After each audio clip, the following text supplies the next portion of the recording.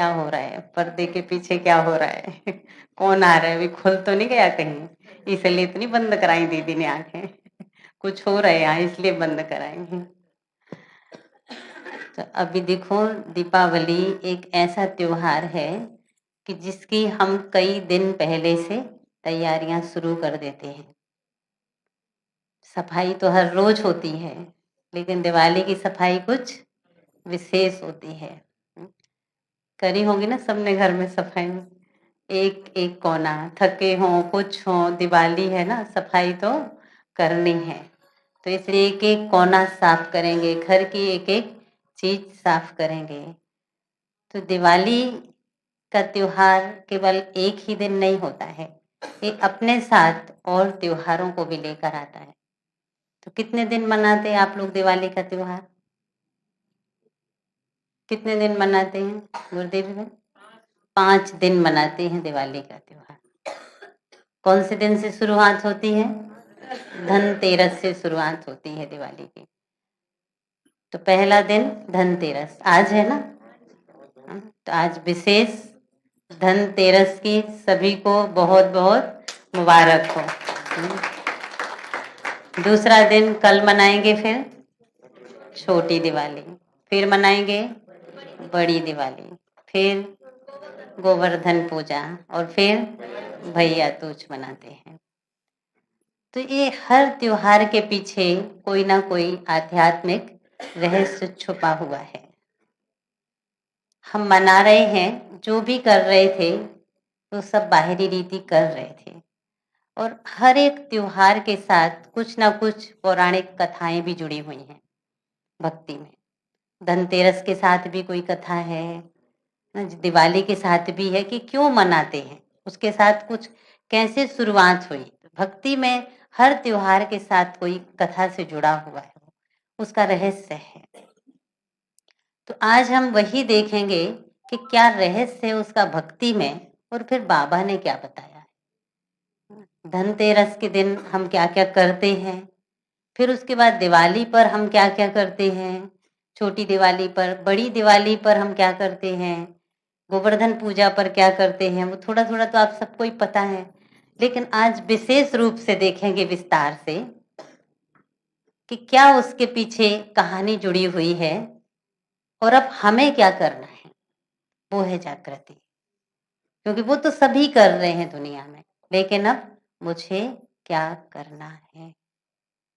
आज भी बाबा ने याद दिलाया कि तुम कौन हो, गॉडली स्टूडेंट, और अभी तुम्हें क्या करना है, खुद को पढ़ाई करके गुणों से सजना है। कितना ध्यान है अभी हमारा खुद के ऊपर, क्योंकि साथ साथ बाहर बातें भी हैं, कुछ ना कुछ माया भी है ना, और ऐसे ऐसे रॉयल रॉयल रूप में आती है कि हम उसको समझ ही नहीं पाते हैं। और एक तरफ बाबा खींच रहे हैं और एक तरफ माया भी खींच रही है।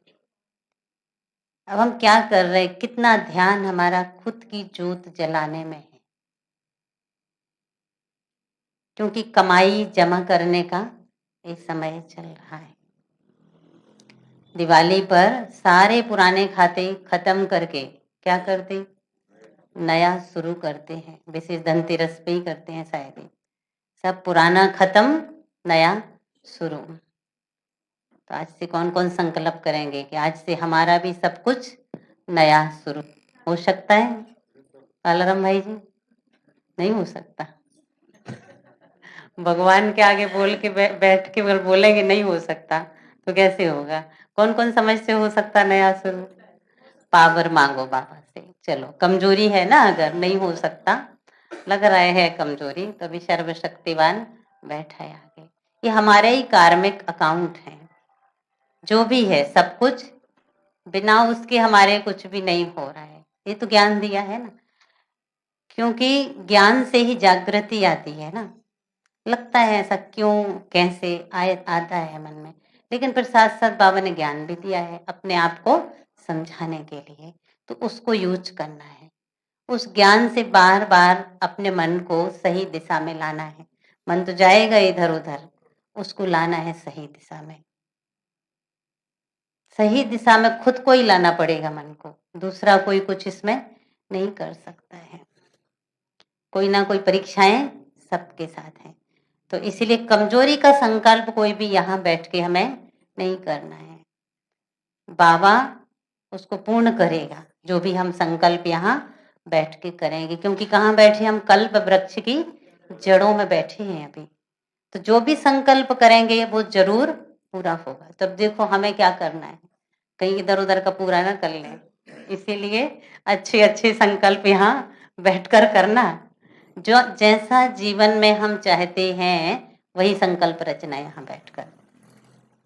हम चाहते जो है वो संकल्प नहीं करते, क्या कर लेते हैं, उससे अपोजिट कर लेते हैं संकल्प। तो इसीलिए फिर वो हमारा पूर्ण नहीं, कहते हैं ऐसा क्यों हो रहा है हमारे साथ, हमने संकल्प ही ऐसा किया ना। तो इसलिए संकल्प हमें बहुत ध्यान से करना है।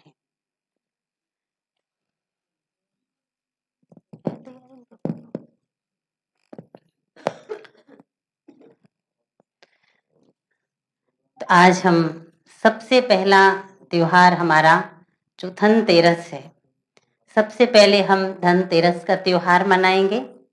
अब ये पर्दा खुलने वाला है, आप सबका इंतजार पूरा होने वाला। जोरदार तालियों से हमारे इन सभी एक्टर्स का आप स्वागत करेंगे। आप सभी का स्वागत है, स्वागत है, स्वागत है। एक बार इस ड्रामा में जो जो एक्टर पार्टिसिपेट कर रहे हैं उन सभी के मैं नाम आपको बता रही हूँ।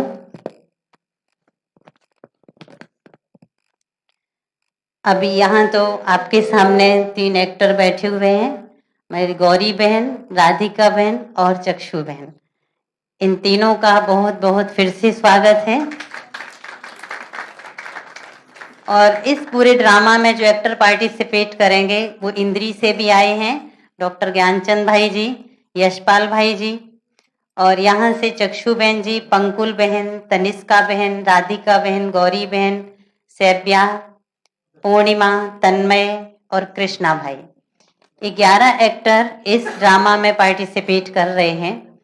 अभी आप देख रहे हैं सामने ये मंदिर का सीन है और ये हमारा पूज्य स्वरूप है।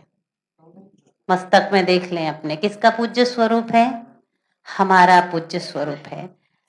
धनतेरस के दिन धनवंतरी की पूजा होती है, जो औषधि के देवता कहे गए हैं।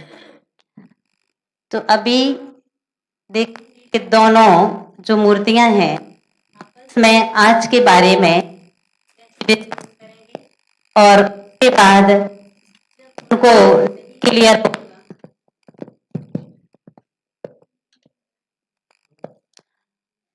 तो कैसे धनवंतरी देवता जी उसका उनको उत्तर देंगे। अभी शुरू करते हम आज की प्रस्तुति।